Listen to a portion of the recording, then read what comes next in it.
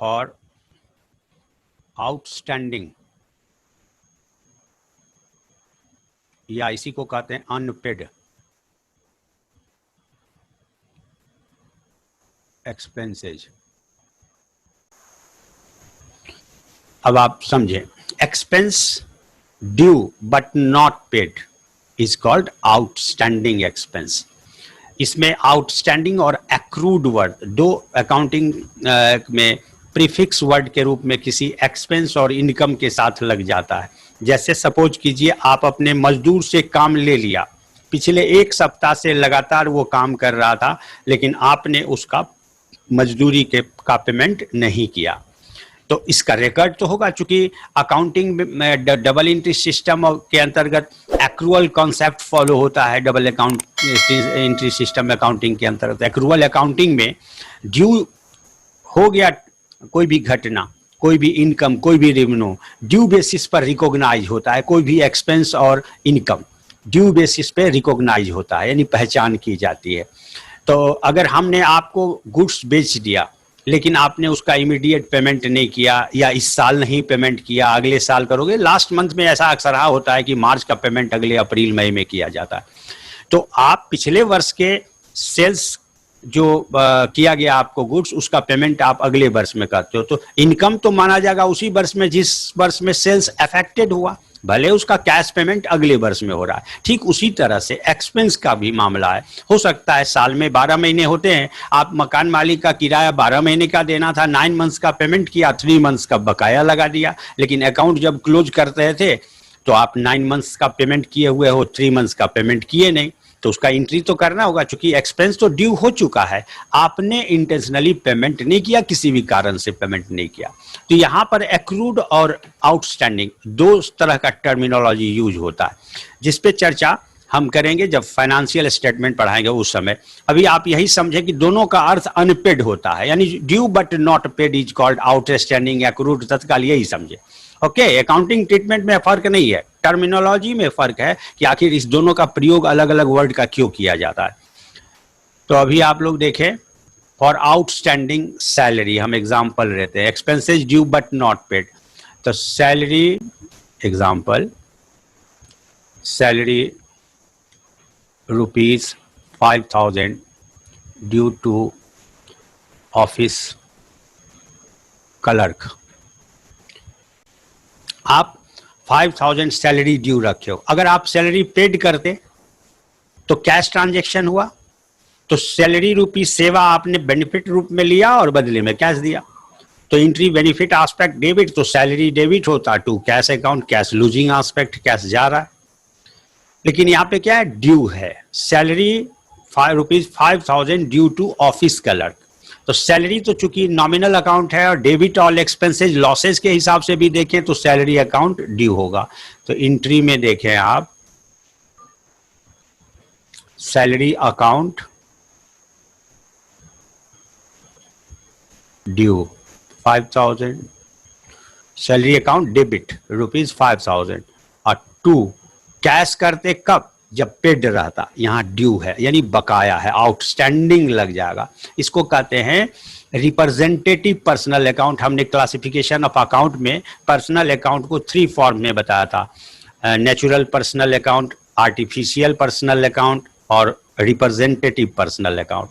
तो ये 4-5 वर्ड है, प्रीफिक्स वर्ड उसको कहते हैं, उपसर्ग, और हिंदी में क्या कहा जाता है, तो आप गौर करें, outstanding, accrued, prepaid, advance, unexpired, ये सब जो कुछ वर्ड है जो किसी इनकम और एक्सपेंस के साथ लग जाता है तो वह पर्सनल अकाउंट हो जाता है। ऐसे salary is a nominal account but outstanding salary representative personal account, salary interest is a nominal account but accrued interest is personal account, है ना, ये ध्यान में रहे। Insurance premium is nominal account but advance insurance personal account, prepaid insurance personal account. इस बात को हमेशा ध्यान में रखें। ओके, तो यहाँ पे रिप्रेजेंटेटिव क्यों होता है, तो सपोज कीजिए आपके फैक्ट्री में, आपके बिजनेस हाउस में, बिजनेस में कई एक इम्प्लाई होंगे, सैकड़ों इम्प्लाई होंगे, हजारों इम्प्लाई हो सकते हैं। उसमें से हो सकता है कि जनवरी माह का सैलरी 500 इम्प्लाई को पेमेंट ही नहीं हुआ, तो 500 पर्सन्स का आपने सैलरी बकाया रखा है ना। तो किसी का नाम राम, किसी का नाम मोहन, किसी का सोहन, किसी का जॉन वगैरह होगा। तो salary to Ram, salary to Mohan, salary to John, आप 500 अकाउंट्स आपको खोलने पड़ेंगे। तो सैलरी रजिस्टर है, ऑलरेडी सब्सिडरी बुक्स में मेंटेन होता है, उसमें तो पता चल ही जाता है कि किस राम का कितना बकाया है, हरि का कितना बकाया है, सोहन का कितना बकाया है। यहाँ पे अकाउंटिंग में ब्रीफिंग किया जाता है, summarising. Accounting is a process of recording, classifying, summarising transactions and events. आपने डेफिनेशन ऑफ अकाउंटिंग में देखा। तो समराइजिंग का मतलब क्या है, यानी सारांश में छोटा करना, उसको ब्रीफ करना, लंबा नहीं करना। इसीलिए different set of books maintain होते हैं और प्रोसेसिंग का काम भी होता है। तो यहाँ पे सभी कर्मचारी जो 100 एम्प्लॉइज का सैलरी बाकी है या 500 एम्प्लॉइज का बाकी है, सबका टोटल अमाउंट सैलरी रजिस्टर से पता करके ड्यू जोड़ लिया, एड अप सम अप कर लिया, और टोटल अमाउंट मान लीजिए एक 5,000 या 1 लाख या 20 लाख 50 लाख कुछ भी अमाउंट हुआ। तो 500 पर्सन के नाम के बदले एक अकाउंट मेंटेन हुआ, that is outstanding salary account. इसीलिए इसको रिप्रेजेंटेटिव अकाउंट कहा जाता है, क्योंकि here outstanding salary account represents all 500 workers और employees to whom salary has not been paid by the firm during the month of जनवरी, फरवरी, मार्च, कुछ भी हो, कोई भी हो। तो इस तरह से हम लोग यहाँ पे क्या लिखेंगे, उस कलर का नाम के बदले क्या लिख देते हैं। अगर कलर भी लिखेंगे तो मैथमेटिकली रॉन्ग नहीं होगा। आउटस्टैंडिंग, जिसको हम लोग ऐसे लिखते हैं, आउटस्टैंडिंग सैलरी अकाउंट 5,000, यानी बीइंग नरेशन में being salary due, being salary due. Okay, अब आप देखें इसी प्रकार से प्रीपेड सैलरी का। अब हम लोग नया टॉपिक फिर लेंगे। अगर ये बकाया के जगह एडवांस होता है, जैसे entry for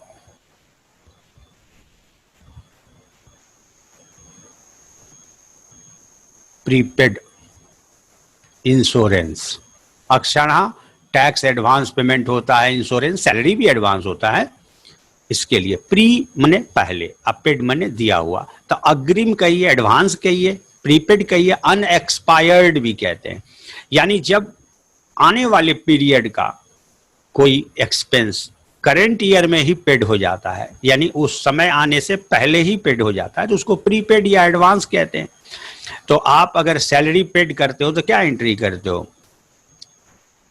salary account. Suppose कीजिए सैलरी आपको 12 मंथ्स का देना था, लेकिन एक एम्प्लॉय के घर में शादी विवाह था, तो उसने 4 मंथ्स का सैलरी जो आगे वाला 2020-21 का था वो सैलरी उठा लिया मार्च महीने में, फरवरी महीने में 2020 के।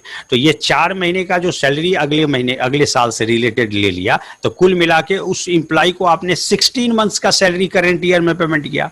तो आपने तो एंट्री किया होगा salary account debit to cash account.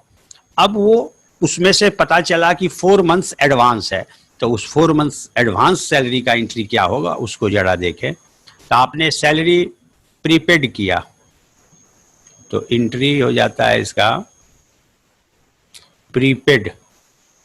Insurance ले लिए हैं तो प्रीपेड इंश्योरेंस यहाँ पे लिखेंगे सैलरी के जगह।